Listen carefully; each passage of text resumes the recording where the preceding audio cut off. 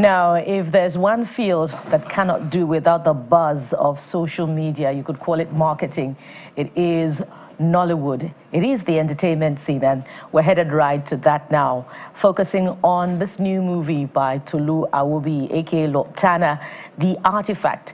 And we have joining us some members of the crew of that flick on set today. So let's welcome Professor Sola Fosudo, the OG and Nollywood great. Good morning, and thank you for joining us. Good morning. On the morning brief. Thank you. We also have Miracle Iyanda, Nollywood actress of course, the new generation. Hi, you're looking good. Thank you very much. Welcome to the program. Thank you. So I've seen a bit of the Artefact, the trailer, and I've seen that it's a high-energy thriller. So, Prof, what does it feel like, for a member of the OG, going into taking on that challenge of such an adventure? Okay, thank you. It was an exciting opportunity for me to be part of that project, The Artefact. I've not been active in the movie industry for some time. But when I got this particular script and read through it, I said, this one is going to be a bang. And I'm sure Nigerians should wait for it. It's not the normal kind of story that you find in Nollywood. The plotting of the movie, the characters, the locations, the mise en scène, the sound, the editing, everything professionally done. And I'm proud to be part of it. And I'm sure, when it is out eventually, Nigerians will say, okay, this is one of the best movies that we've had, sometime in Nigeria. Interesting. And I understand it was shot across 7 states, and it's showcasing part of Nigeria's culture. We'll get to the cultural significance, but let me come to you now, Miracle. This is, not your first film, of course. Yes. It's one of the first few films that you featured in. Share with us your experience, and particularly, how challenging is your role in this film? Oh, okay. I've been in the film space for a little while now. I started a few years back. It's a passion that I've loved over time, and I think this is what I want to do. So my role was really challenging, given that it was not like the usual thing that I do, and then when I first got the call, I was really excited about it. And when I read the script, I'm like, is this even possible? Is this are we going to really do this? And then we got on set and we did actually what was in the script. I had a few things going on for me. I felt ill at the time, there was a time I had, PTSD from, Really? from something. Yeah, the role, I needed to embody the role, and part of it was, it took me back to, because I used to live in Jos, my family was in Jos, and then covered with the whole insurgent stories and all of that. I had experiences in them. So there was a part in the movie that, okay, something like that occurred, and then it was really deep for me, right? So it was really amazing. That's what I can say. Beautiful. We're glad you're able to share the story. Thank you. Let's come to the cultural significance now. 3 stones in an artifact. And these young persons are on an adventure, and we can see, the beauty of Nigeria come alive from, I haven't seen the story, but I've seen the flick. Prof, speak to us about how relevant this is to, our culture. Well, the character I played, the senator, was formerly a commissioner for arts and culture in the middle belt of the country.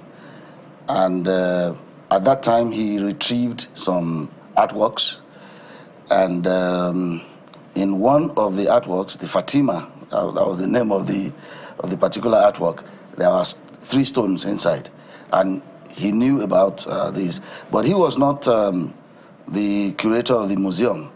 You know, so because he, I mean, like most of our politicians, you know, this particular senator is very greedy, is a corrupt man, and at some point he went to meet the curator, the director of the museum, to possess the stones, the Fatima, and that one refused.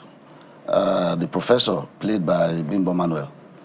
But he was furious and then planned to actually get the Fatima from the museum. But the prof did something that was very unusual and very uncommon. He went to hide the stones in different parts of the country. That's why shooting the film, he had to go to Ilesha, to Enugu, and then, you know, some part of Jos. So he went to hide the stones and left a note inside the artwork that only his son could decode. All right. So and then the senator, you know, had a mafia group. You know, he arranged for that artwork to be stolen and to be planted on the professor's son, who could decode what's written in the Fatima, and what's written in it is where the stones could be found. So eventually, the boy, when he was traveling, the bag was swapped, and when he got to where his friends were, you know, and she's one of those friends, and opened the bag and just found an artwork instead of his clothes. You know, what's going on? Just at that time, the Mist, whom the senator had engaged, I mean the mafia guy, called the boy. That yes, you are familiar with that, you know, item. Now, you are going to do some business with me, all right? So, and they engaged him, you know, to look for the stones with some huge sums of money. Of course, you know, our young people too, because of greed, that everybody wants lots of money in this country. You know, they decided to go on the adventure, and they actually went to Ilesha, to Enugu, to Jos. He got all the stones, and you know, I mean, at some point the senator wanted to kill everybody and have all the stones to himself alone. You know. And you played the senator, by the way. Yes. Yeah, the greedy senator, corrupt senator, dangerous senator. You know, very dangerous mafia, you know. So, but of course, he was eventually caught and arrested. So poetic justice there, that, you know, you can't be a criminal and go scot-free. So for me, you know, the significance of any artwork we know is an expensive item. Some people those who are art collectors, they don't care to buy any kind of, you know, painting or sculpture work for thousands or millions of naira. But this particular one now has, you know, precious stones in it, and so it makes it more precious. Valuable. I mean, more valuable, and everybody wants it, you know. So, but because of greed, you know, what eventually what will happen is that the correct thing will be done. So if you are a criminal, if you are greedy, if you are corrupt, in spite of who you are or whatever you do, you will get caught, and the long arm of the law, you know, will get you. Interesting. I asked that because there seems to be, you know, a rise in storylines such as that. I know Kunle Afolayan had produced, you know, a similar flick about an adventure film that young people, you know, like Miracle, you know, also embarked upon in that particular one. Now, the film goes around 7 states, and that's amazing. Miracle, talk to us. There were some northern states visited, I believe, in the flick. Yes. Talk to us about, you know, the discovery, the tourism part of it, and how challenging was it to, you know, record in some parts of the country? Well, I think There were not much challenges per se, you know. First of all, traveling around across the states were engaging and beautiful. It was a beautiful experience for everybody, especially for people who had not traveled before. You know, majority of the people here, I don't know, I wouldn't say, but they don't like to. Don't get opportunities to go outside Lagos most times. But people who traveled with us really felt that it was a beautiful experience. So moving from Lagos to Osun State to we passed through Benin as well and Enugu. For me, I haven't gone to Enugu before, so it was just really good, you know, meeting the people, their food. You didn't have concerns, you know, about security and all of that. Okay, yeah. that was one of the concerns we had, but we had security moving along with us, so it was not really it wasn't a struggle at all. Personally, I love to travel. I travel a lot. I think I've been to 20 states out of the 36, more than 20 states. So it was just like a normal thing. It was just like another thing that I love to do. But for others, I'm speaking for others now. I believe so.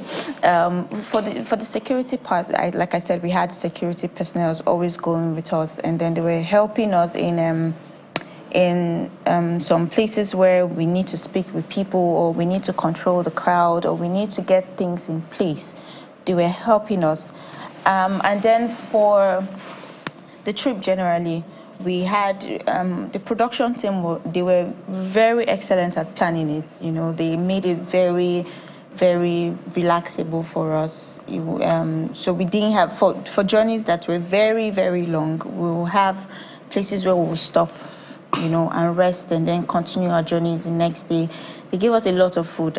I will not lie. There was a lot of food. I mean, it didn't feel like we were filming or we're doing something strenuous. It felt like everybody was on a cruise, you know, doing what they love to do. And so when we got to, we were on our way to Jos. We stopped at Kefi, you know, Nasarawa State, and then that was when we stayed, and then we continued to Jos. And then when we got to Jos, it was the season where it was very, very cold. So my beloved people from the West experienced something that I'm sure they had not experienced before. Before, right? Yes, and it was really, really cold. And then because I grew up in Jos, I felt it, but not as intense. But I was trying to console my people and tell them, welcome to my beautiful city. And Jos is very, very beautiful. I would like, you know, the blue sky. People were like, oh, okay, this place looks like a small London. I'm like, yes, I'm so proud of my city. So generally, the experience was beautiful. We didn't really experience any difficulty per se. And then generally, God was really in the project, because there was no accidents, there was no alarming situation, maybe kidnapping or something. No, it was really peaceful and it was great. Yeah, and that's reassuring. Yes. The shots are amazing, and you know, it speaks to the potential of the film to market Nigeria, not just you know, within our own space during the cinemas, but across the continent itself. Prof, you said something earlier about how you know that, you know, this film is going to be a bang. For some producers, you know, they just produce, and by faith they hope that it's going to be big. But what do you see about this film that makes you confident that it's going to be a success at the cinemas? I believe it's going to be showing at the cinemas, right? Definitely. Yeah. It's well, everything about the film, beginning with the story idea, the narrative. You know, I don't know how the writer got to put all those things together. It's not a common story.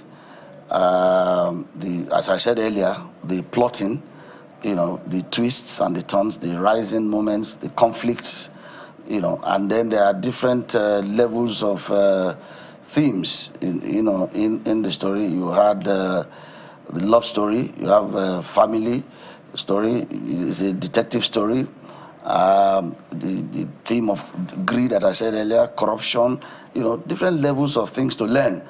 And then put in just one story. And what I found very exciting, as I said earlier, was how you could think that, okay, the professor, let me go and hide these stones in different parts of the country. And then he knew that during the shoot, they will be moving around, like that. That for me is courageous. Most people, when they want to do films, they will want to do something that is just very convenient for them, in a space where they won't have to spend so much. But writing, that kind of script and knowing that he was going to direct and probably produce, and moving, in the script, putting all those things there, I think is not a usual thing. It's not common, So that for me is a great point. And then the casting was really very good. You saw Kunle Remi there. There's Gabriel Afolayan. There's been Bob Manuel and myself, and then all these great young stars, that are making waves now. The cinematography was wonderful. All the elements of film production, the mise en scène, as we said earlier, the locations, the landscapes, which is something you talked about culture, and tourism in Nigeria. When people watch this film, even foreigners, they will get to see, oh, this is Nigeria, very wonderful locations. And then, the costuming, the makeup, everything perfect, yeah. The editing. So, when you see a film that is not just a story, talking, no. It's action. It's a thriller as well. So for me, it's going to be a bang. And there's some motivation as well for, those who would see the film when it airs for the first time. At the cinemas. I believe there's a voucher system attached to it as well. Perhaps the viewers will want to check on the pages of the director much later on after this time out. But we'd like to thank you very much, and we're excited about this film, The Artefact. We can't wait to see it. We'd like to thank you very much, Prof, for your time on the program. We've been talking with Professor Sola Fosudo and Miracle Iyanda, Nollywood actors. Thank you so much for your time on the program. Thank you very much.